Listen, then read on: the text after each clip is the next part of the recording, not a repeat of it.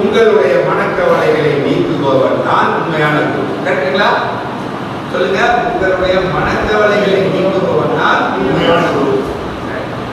அப்போ மனக்கவலைகளை நீக்கிறதுக்கு முயற்சி. முதல்ல மனக்கவலைகளை நீக்கணும்னா உங்களுடைய மனதுக்கு கவலைகள் வந்து சேருவதற்கு 7 வாசல்கள் உள்ளன, அல்லது 7 முறைகள் உள்ளன. அந்த 7 விதமான கவலைகள் 7 வாசல், அதாவது பாதுகாப்பு வளையங்கள் உருவாக்கி 7 பாதுகாப்பு வளையம். இந்த பகவத்கீதையை என்ன பண்ணுது? 7 பாதுகாப்பு வளையங்களாக மாறி ஒவ்வொரு கவலையும் தடுக்கும். வட்டத்துக்குள் வட்டம், வட்டத்துக்குள் வட்டம் என்று 7 வட்டங்கள் இருக்கின்றன. நீங்க இன்னர் மோஸ்ட் வட்டத்தில் இருக்கிறீங்க. அந்த வட்டத்துக்குள்ள இருக்கும் பொழுது ஒரு குருவின் துணையோட இருக்கிறீங்க.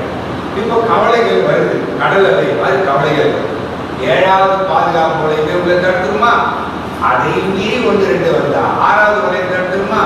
அப்புறம் 5 4 3 2 1 இத்தனை வளையத்தை தாண்டி போட்டு கவலைகள் வந்து சேர்ந்ததற்கு வாய்ப்புகளே. கரெக்டா? ஸோ இந்த நிலையை நீங்க அடைய போறீங்க. அதனால அந்த 7 வளையங்கள் தான் நீங்க முதல்ல குற்ற உணர்ச்சி, இழப்புணர்ச்சி. சொல்லுங்க. குற்ற உணர்ச்சி, இழப்புணர்ச்சி. குற்ற உணர்ச்சி, இழப்புணர்ச்சி. செயல் தரும் கவலைகள், பணம் தரும் கவலைகள். சொல்லுங்க. செயல் தரும் கவலைகள், பணம் தரும் கவலைகள். நாளைக்கு சொல்லுங்க. குற்ற உணர்ச்சி, இழப்புணர்ச்சி, செயல் தரும் கவலைகள், பணம் தரும் கவலைகள்.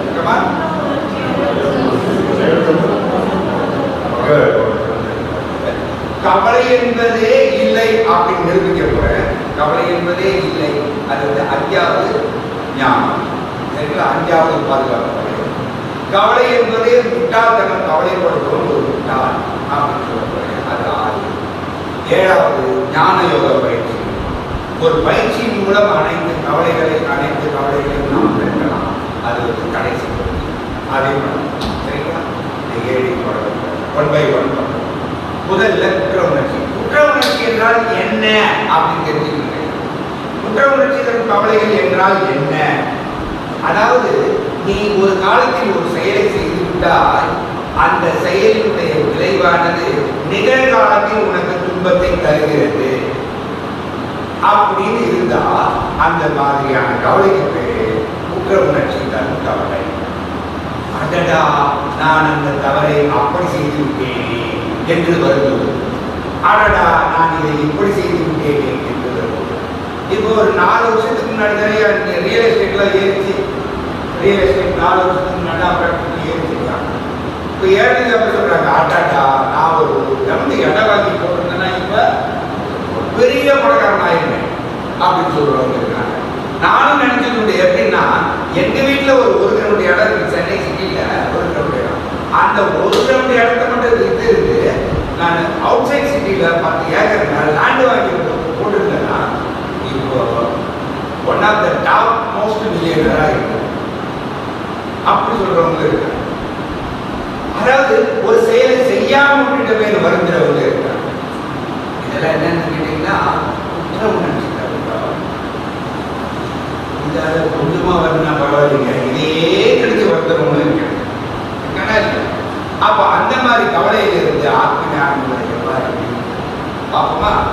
சரி, முதல்ல குற்ற உணர்ச்சி தரும் கவலை. என்னுடைய சீடர்கள் இதில் தரவராக இருக்கிறாங்க. So I welcome mister Sathyamoorthy to explain how can we get rid of the guilty feelings அப்படின்னு சொல்லுவாங்க.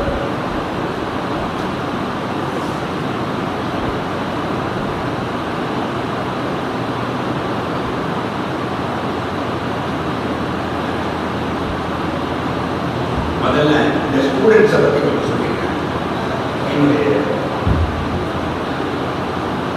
என்னுடைய பகவத்கீதை கருத்துக்களை ஆன்மீகத்தில் அந்த பதிவுகளில் படிக்கும் போது நிறைய பேர் அந்த பதிவுகள்லாம் படிச்சிருக்கீங்க. நம்பர் கொடுத்து அவங்கெல்லாம் வாட்ஸ்அப் குரூப்பில் உருவாகிட்டாங்க. வாட்ஸ்அப் குரூப்பில் உருவானவங்க எல்லாருமே என்னுடைய யூடியூப்பு அப்புறமா அந்த பதிவுகளை எல்லாம் கேட்டு இன்னும் கொஞ்சம் அட்டாச்மெண்ட் ஆகி அதுக்கப்புறமா ரொம்ப பிடிக்க ஆரம்பிச்சு என் கூடையே பயணிக்க ஆரம்பிச்சாங்க. முழுமையாக இந்த வகுப்பை பலமுறை கேட்டவர்கள் தான் இந்த மாதிரியான வகுப்பு மாணவர்கள். இது மாதிரி ரைட் ஹேண்டடா எனக்கு ஒரு 4 மாணவர்கள் இருக்காங்க.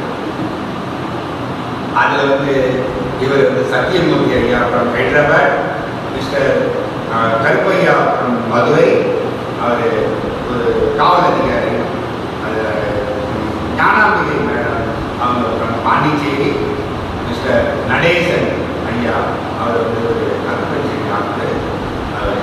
அதுக்கப்புறமா எதிர்காலத்தில் ஸ்டூடெண்டா என்னுடைய ரைட் ஹேண்டட் ஸ்டூடெண்டா one of the right handed ஸ்டூடெண்டா அவர் மிஸ்டர் செந்தில் குருவாகர்.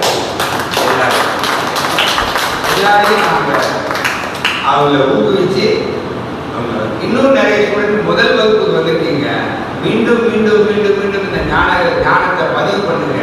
நீங்களும் என்ன பண்ணிடலாம், ஆத்ம ஞானியாக மாறிக்கலாம். கவலைகளற்ற நிலையில் சந்தோஷத்தில் இருக்கலாம். அதாவது பேரானந்தம்னு சொல்லுவாங்க. அந்த பேரானந்தம் சரி ஐயா, நீங்க குற்ற உணர்ச்சி தரும் கவலையிலிருந்து ஆத்ம ஞானங்களை எவ்வாறு காப்பாற்றுகிறது என்று ஐயா, நான் சின்ன வயசுல விளையாடிட்டு இருந்தேன். லைப்ரரியில் என்ன மாதிரியே ஸ்டூடெண்ட், பிரைவேட் ஸ்டூடெண்ட் 2-3 பேர் இருக்காங்க. நாங்கள் கேம்பஸில் ப்ளே கிரவுண்டில் கிரிக்கெட் விளையாடிட்டு இருந்தோம். கிரிக்கெட் விளையாடிட்டு இருந்த போது அந்த ஒரு பையன் அவன் பேட்டிங் பேர், அந்த பேட்டிங் எடுத்து பேட் எடுத்துட்டு வரான். அப்போ இன்னொரு பையன் நான் தாண்டா பேட் பண்ணேன், இது என்னுடைய டேர்ம், நான் தாண்டா பண்ணணும். இவங்க 2 பேரும் சண்டை போட்டுட்டு என்ன பண்ணுறாங்க, முடியாது, நாம் கை கலப்போம். இந்த பையன் அந்த பேட்டுக்கு இருக்க பையன் அவனை அடிக்கிறது. அந்த பையன் என்ன பண்ணுறான், மூங்கி ஒரு தட்டி தட்டு, இவன் தட்டின தட்டில் அவன் கீழே வருது. அந்த பையன் கீழே வருது, மூச்சே. இவங்களுக்கு பயம் வந்துருக்கு. ஐயோ என்ன ஆச்சு, நான் எதுவுமே பண்ணலையே, சும்மா இப்படி அடிக்க தட்டின கீழே வந்துட்டானே, என்ன ஆச்சுன்னு பயந்துடலாம். அங்கே இருக்கிறவங்கெல்லாம் சுற்றி இருக்கிறவங்கெல்லாம் வராங்க. மயக்கம் போட்டு இல்லை கீழே வந்துட்டான், மயக்கம் போட்டு வந்துட்டான்னு சொல்லி கூட்டிகிட்டு போனான். ஆஸ்பத்திரியில் கூட்டிகிட்டு போயிட்டா. ஆனால் அந்த பையன் விழுந்த இடம் ஒரு கல் தலையில் அடித்து நைட்டு ஒரு எம்எல்ஏ இன்டர்னல் எம்எல்ஏ ஆகி துரதிருஷ்டம் அந்த பையன் செத்து போயிட்டான். அப்போ இந்த பையனுக்கு ஒரு குற்ற உணர்வு, ஐயோ நம்ம அவனை தள்ளிவிட்டதுனால தான் அவன் செத்து போயிட்டான் அப்படிங்கிற ஒரு ஆள் மனத்தில் பதிஞ்சு போயிடும். ஆனால் அந்த பையன் ஒரு நல்ல வெறுப்புடு பையன். அவங்க அப்பா நல்ல ஒரு அதிகாரியாக இருக்காரு, ஒரு கவர்மெண்ட் ஆஃபீஸில் ஒரு இதில் நல்ல துறையில் இருக்காரு. சரி, இதெல்லாம் ஓரளவுக்கு இது ஆக்சிடெண்ட்டாக ஆகிடுச்சு, அந்த பையனுக்கும் அதுக்கும் ஒரு சம்பந்தம் அப்படின்னு போயிட்டாங்க. அந்த ஐயாவுக்கு மாற்றம் கிடச்சிட்டு வெளியூருக்கு போயிட்டாரு. இந்த பையனும் நல்லா படித்து மேலே படித்து நல்லா வருது. ஆனால் அதே ஆளே இன்னைக்கு வந்திருக்காரு ஐயா கிட்ட கேட்குறேன். அதுக்கு சொன்னால் இந்த மாதிரியான எனக்கு தவிர ஒரு வேலை நான் அவனை தள்ளிவிடாமல் இருந்திருந்தா அவன் எனக்கு ஈக்குவலாக இருக்கு மேலே படிச்சிருப்பான், அவனுக்கும் இந்த மாதிரி ஒரு குழந்தை இருந்திருக்கும், அவனும் மேலே வந்திருப்பான். இப்படி இல்லாமல் பண்ணிட்டேன்னு இல்லையானாங்க. அதனால தான் அந்த கவலையை தான் என்ன இப்படி நான் கட்டப்படுறேனோ அப்படின்னு நினைச்சு ஐயா என்ன சொன்னார், நிகழ்கால கவலை இறந்த கால பதிவுகள், இறந்த கால பதிவுகள் நிகழ்காலத்தை துன்பத்தை தருவதானால் அது குற்றம் தரும் கவலை. அது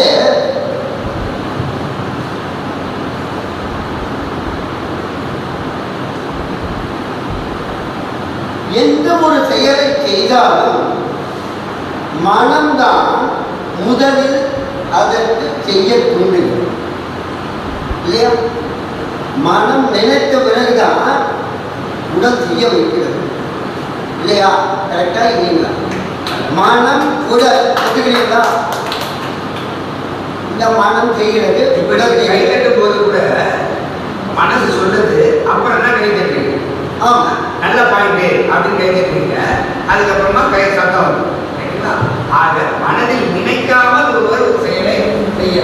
அப்ப நீங்க நீ சின்ன வயசா இருக்குமா அந்த பையனை தள்ளிவிட்டேன்னு சொன்ன ஒரு சூழ்நிலை ஏற்பட்டது, உனக்கு கோபம் வந்து தள்ளிவிட்டேன். தள்ளிவிட்டது யாரு? உன் உடல். தள்ள வைக்கிறது எது? மனசு. சரி, விட்டுடு. இப்ப நீ தான் படிச்சேங்கிற, நல்லா படித்தேன், என் குழந்தைகளெல்லாம் வளர்த்தேன், எல்லாம் வீடு கட்டினேன், எல்லாம் பண்ணிங்க அப்படின்னு. இப்ப அவர் உடனே சொன்னாரு, இந்த உடலை 3 கூறுகளாக பிரியுது. அதாவது உடல், மனம், ஆத்மா. அந்த ஆத்மா உயிர் பஞ்சகோஷ சக்தி.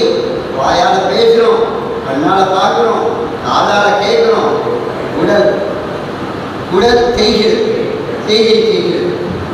இதற்கும் மீறி ஒரு சக்தி இருக்கிறது, அதுவே உயிர் சக்தி. அது இல்லைன்னா ஒன்றும் இல்லை இல்லையா? மனசு வேலை செய்யாது, ரத்த ஓட்டம் இருக்காது, அதுக்கு பேர் பாடின்னு சொல்லுவாங்க. தான் உண்மையான பேர் அப்பா அம்மா பேர் வச்ச பேர் இருக்காது, இருக்கு பாடி. ஸோ அப்போ அந்த உயிர் சக்தி இருக்கு. அந்த உயிர் சக்திங்கிறது தான் ஆத்ம சக்திங்கிறாங்க. ஸோ இந்த உடல், மனம், ஆத்மா, இந்த 3. மனம் செய்கிறது, மனம் சொல்கிறது, உடல் செய்கிறது, ஆத்மா சாட்சி ரூபமாக பார்த்து கொண்டிருக்கிறது. அன்னைக்கு சின்ன வயசுல நீ தள்ளிவிட்ட போதும் அந்த ஆத்மா உன்னை பார்த்துட்டு தான் இருக்கு. இன்னைக்கு நீ கஷ்டப்படும் போதும் அந்த ஆத்மா பார்த்துக்கிட்டு தான் இருக்கு. நீ சுகமா இருந்த போதும் அந்த ஆத்மா உன்னை பார்த்துக்கிட்டு தான் இருக்கு. ஆனா நீ அதை உணரல. அப்ப இந்த 2 உடலுக்கும் மனதுக்கும் மேலான ஒரு சக்தி இருக்கு என்பதை நீ உணரும் பொழுது இந்த உடலும் மனமும் இல்லாமல் போகிறது. புரியுதா? அப்ப நீ படித்தது நீ இல்லை, உன்னால் எந்த காரியமும் செய்ய முடிவதில்லை. ஏதோ ஒன்று உன்னை இயக்குகிறது, அதை செய்கிறாய். உடல் மனம் மூலமாகவும் இந்த உடல் மூலமாகவும் நடத்தப்படுகிறது என்பதை உணர்வதுதான் ஆத்ம ஞானம். வேறு ஒன்றுமே இல்லைங்க. ஆத்ம ஞானங்கிறது ஒன்று. இந்த உடலுக்கும் மனசுக்கும் அப்பாற்பட்ட ஒரு சக்தி இருக்கு. அது நீ என்ன வேணா சொல்லு, இறை சக்தின்னு சொல்லு, ஆத்ம சக்தின்னு சொல்லு, உயிர் சக்தின்னு சொல்லு, ஏதோ ஒரு சக்தின்னு சொல்லு. ஆனால் அது இருக்குங்கிறத நம்புறீங்களா? அது அப்படி இருக்கும் பொழுது அந்த ஆத்மாவானது சாட்சி ரூபமாக நம்ம கவனித்துக் கொண்டு செய்து கொண்டு இருப்பதோ அந்த உடல் நான் அல்ல, இந்த மனம் நான் அல்ல, ஆத்மாவை நான் என்ற உணரக்கூடிய சக்தியை கொடுப்பதுதான் ஆத்ம ஞானம். அந்த உயிரை பற்றிய அறியக்கூடிய ஆத்ம ஞானம். அந்த ஞானம் உள் ஏற்பட்டு விட்டால் இந்த மனமானது இல்லை என்றாயில்லை. உடல் என்னது? நானும் மனம் இல்லை, நாம் உடலும் இல்லை. அப்ப ஆத்மா ஒன்று இருக்கு, அந்த ஆத்மா செயலற்றது, ஆனால் செய்திக்கிறது, செய்வதை பார்க்கிறது. அப்ப மனம் சிந்திச்சு கோபப்பட்டது, சூழ்நிலைக்கு மாதிரி தள்ளி விட்டுட்டேன், அவன் கூட்டான். ஓகே, மனம் செஞ்சது. ஆனால் அந்த மனம் நீ இல்லைன்னு உணரும் பொழுது அப்போ அந்த மனம் செஞ்சது நீ செய்ய, நீ செய்யல, மனம் செஞ்சது, மனம் செய்யல, அப்போ நீ அந்த குற்றத்தை செய்யவில்லை. இப்போ மனம் நினைச்சு இந்த கையால் தள்ளி விட்டுது. அப்போ அந்த மனத்தை மனம் இயக்குவது உடல். அந்த உடல் தள்ளிட்டு உடல் நீயா இல்லை, மனமும் நீ இல்லை, உடலும் நீ இல்லை. அப்போ நீ எப்படி குற்றவாளியாவாய்? அதை உணர்விப்பதுதான் ஆத்ம ஞானம். இந்த ஆத்ம ஞானம் மனதில் பதியும் பொழுது நாம் குற்றவாளி அல்ல என்ற நிதர்சனமான ஒரு உண்மைக்கு நாம் கொண்டு வர முடியும். அந்த தெளிவு நமக்கு ஏற்படும் பொழுது இந்த குற்ற உணர்வு என்பது நம்மளை அகழுவதற்கு வாய்ப்புகள் இருக்கிறது. என்ன அப்படின்னு ஐயா சொல்லும் பொழுது எனக்கு அப்படியே மைசூருக்கு அந்த ஆளு அழுகிட்ட ஒரு ஆளு சிரிக்கிறார். ஓஹோ, இப்படி கொண்டு இருக்கா? அப்ப நமக்கு மீறி ஒரு சக்தியை நம்ம செய்யும் பொழுது நாம் எதையும் செய்யவில்லை. படிப்பது, எழுதுவது, திருமணம் செய்து கொள்வது, நல்ல குழந்தைகளை வளர்ப்பது எல்லாம் பிரபஞ்சத்தின் செயல். அந்த பிரபஞ்சம் நம்மை ஆட்டுவிக்கிறது மனித ரூபமாக. அந்த ஆத்ம சக்தி இந்த உடலில் இருக்கும் பொழுது வரை இந்த மனமும் உடல் ஆடும். அது என்ன ஆட்டுவிக்கிறது? அது ஆளுக்கு தேவைப்படும். ஆனால் அந்த ஆன்ம சக்தி நம்மை ஆட்டுவிக்கிறது என்பதை உணரும் பொழுது மனமும் உடலும் அடங்கி விடுகிறது. இந்த இயற்கையான ஒரு சக்தியை ஐயா எழுதியிருக்கிற இந்த பகவத்கீதை கருத்து சொல்லுது. பகவத்கீதை பற்றி நான் சொல்லலாம். அது ஒச்சான பிரஜாவாதான பாட்டு அப்படிங்கிறாரு. என்ன நாம சொல்ல உங்களுக்கு புரிஞ்சுட்டேன்? புரியல. என்ன சொல்றாரு? நீ அர்ஜுனா கவலைப்பட வேண்டும், தகாததற்கு கவலைப்படுகிறாய். இருப்பவர்களை பற்றியும் இல்லாதவர்களை பற்றியும் கவலைப்படுகிறாய். இப்பொழுது இருப்பவர்கள் ஒரு நாள் இல்லாமல் போபவர்களே, இல்லாமல் இருந்தவர்கள் இருப்பவர்களாக இருப்பவர்களே, அவனை பற்றி பண்டிதர்கள் கவலைப்பட மாட்டார்கள் அப்படிங்கிறது இதோட பொருள். இப்ப நான் சொன்னாலும் உங்களுக்கு புரிஞ்சிருக்கா? இல்லை. ஆனா ஐயா சொல்றாரு கவலை, அந்த கவலை எல்லாருக்கும் இருக்கு.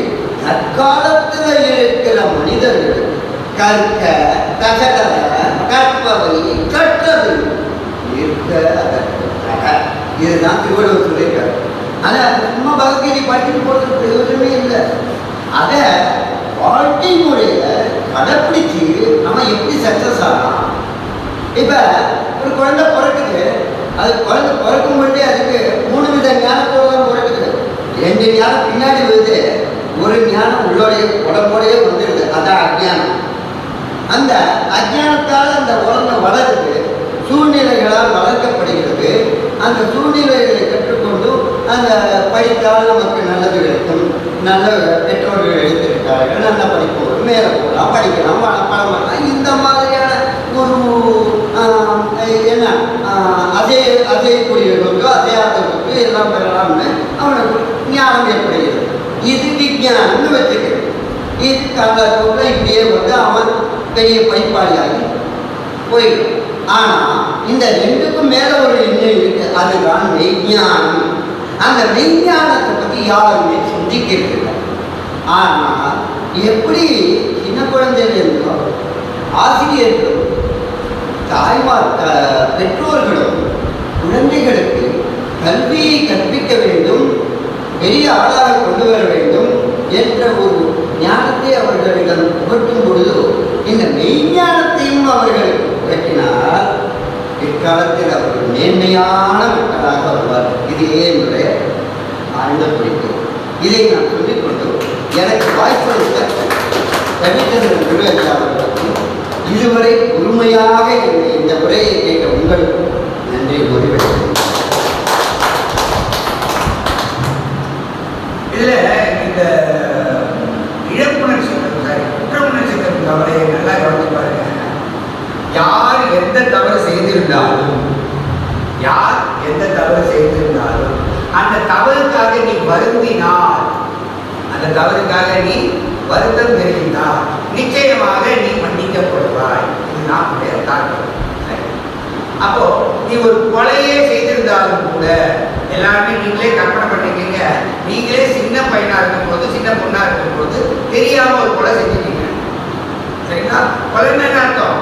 நம்ம மோட்டிவ் அது கிடையாது, ஆனா விளையாட்டு தான் பண்ணிட்டு இருக்கோம். ஆனா அவன் இறந்துட்டான். இருந்தாலும் அது கொலையா இல்லையா? உங்க செயல்னால ஒருத்தருடைய உயிர் போச்சுன்னா அதுக்கு பேர் தான் கொலை. கரெக்டா இல்லையா? அப்போ கொலை செஞ்சுட்டீங்க. அப்போ கொலையே செய்திருந்தாலும் கூட ஆத்ம ஞானம் உங்களை எப்படி காப்பாற்றுக்கு பாருங்க. ஆத்ம ஞானம்னா என்ன? அது ஒரு ஞானம். நான் ஆத்மா, எனவே நான் உடலும் அல்ல, நான் மனமும் அல்ல. இந்த கருத்தை எவ்வளவு தெளிவா உங்களுக்கு இந்த உடல் தான் எந்த செயலை செய்தாலும் தள்ளி விடுற செயலை செஞ்சுருக்கேன். அல்லது ஒரு தட்டு தட்டிட்டாங்க, அவன் கேள்வி வந்துட்டான். அதை நீ செஞ்சது யார்? முதல்ல செஞ்சது மனம். அந்த மனம் குற்றவாளி அல்ல. சாரி, அந்த மனம் தான் குற்றவாளி.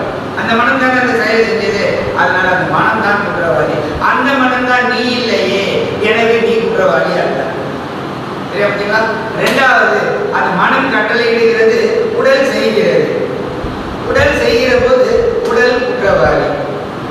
உடல் குற்றவாளி இருந்தாலும் அந்த உடல் தான் நீ இல்லைங்கிற போது நீ குற்றவாளி அல்ல. நீ குற்றவாளி இல்லைங்கிற போது நீ கவலைப்பட வேண்டிய அவசியம் இல்லை. அப்போ நான் உடலும் இல்லை, நான் மனமும் இல்லைன்னா நான் யார் அப்படிங்கிற கேள்வி வருது. நல்லா புரிஞ்சுக்கிறங்க. நான் ஆத்மா. நான் ஆத்மாங்கிறது என்ன?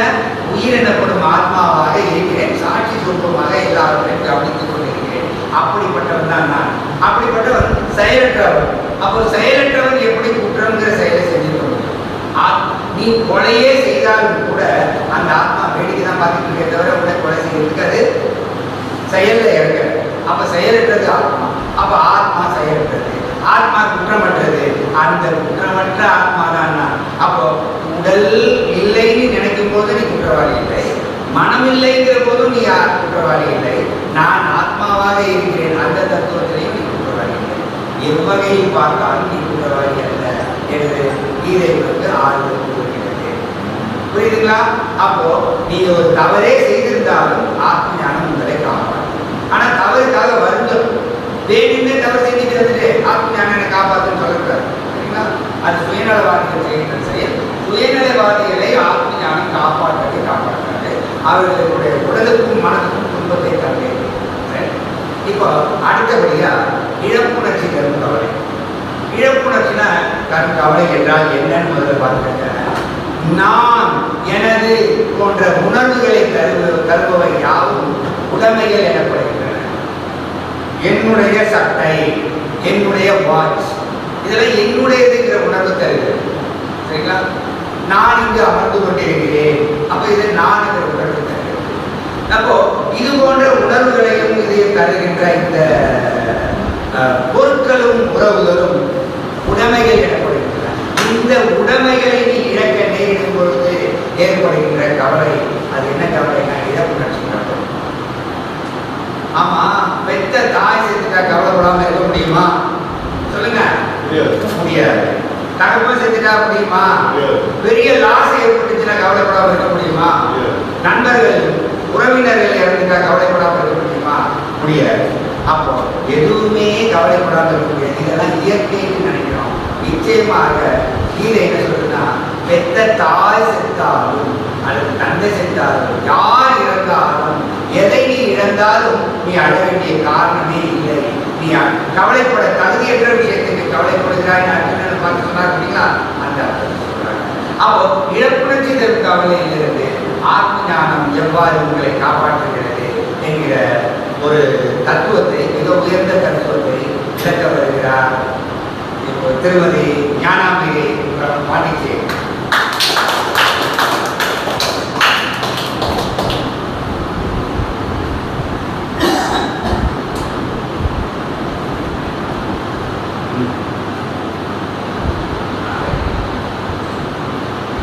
வணக்கம் ஐயா அவர்கள். உங்களுடைய சத்தியமூர்த்தி ஐயா அவர்கள் நமக்கு வந்து ஒரு குற்ற உணர்ச்சி, நம் வாழ்க்கையில் நடந்த இறந்த கால நினைவுகளை நாம் எப்படி வந்து போக்கிக்கணும், ஆத்ம ஞானம் நமக்கு எப்படி நம்மை பாதுகாக்கிறது என்பதை பற்றி விளக்கிறார். இப்பொழுது எதிர்கால பயம் அப்படின்ற ஒரு விஷயம் ஒவ்வொரு மனிதனுக்கும் இருக்கும் இல்லைங்களா? இங்கே வந்திருக்க இப்போ இங்கே பார்த்துட்டு இருக்கும்போது எல்லோரும் வந்து ஓரளவுக்கு வந்து 50 வயசுக்கு இருப்பவர்கள் 4-5 பேர் இருக்கீங்க. ஆக்சுவலாக வந்து ஒரு 35 வயசுக்குள்ளே இருக்கிறவங்களும் மாணவ செல்வங்களும் தான் இங்கே அதிகமாக இருக்காங்க. இவர்கள் எல்லாம் நீங்கள் தெரிந்து கொள்ளும். நாங்கள் இங்கே வரும்பொழுது ஒரு 35 to ஒரு 60-70 வயசு உள்ளவர்களுக்கு கவலைகளை எப்படி போக்கிக் கொண்டு முக்தி என்கின்ற ஒரு ஞான நிலையை பெற்று நீங்கள் வாழ்வதற்குண்டான அனைத்தும் பகவத்கீதையில் கொடுக்கப்பட்டுள்ளது. ஞானங்களை அறிய விளக்குவதற்காக தான் வந்திருந்தார்கள். இப்பொழுது பார்க்கும்போது ரொம்ப சந்தோஷமாக இருக்கிறது. சிறு வயதில் உள்ளவர்கள் எல்லோரும் இந்த ஆத்ம ஞானத்தை இந்த சிறு வயதிலேயே நீங்கள் தெரிந்து கொள்ள வேண்டும் என்பது மிகப்பெரிய ஒரு அவசியமாகிறது. அதாவது நீங்கள் தெரிந்து கொள்ள வேண்டிய மிக முக்கிய ஞானம் என்னவென்றால், உங்கள் உடலில் இருக்கும் உயிர் என்கின்ற இந்த ஆத்ம உணர்வை பற்றி ஒவ்வொருவரும் நீங்கள் முக்கியமாக தெரிந்து கொள்ளுங்கள்.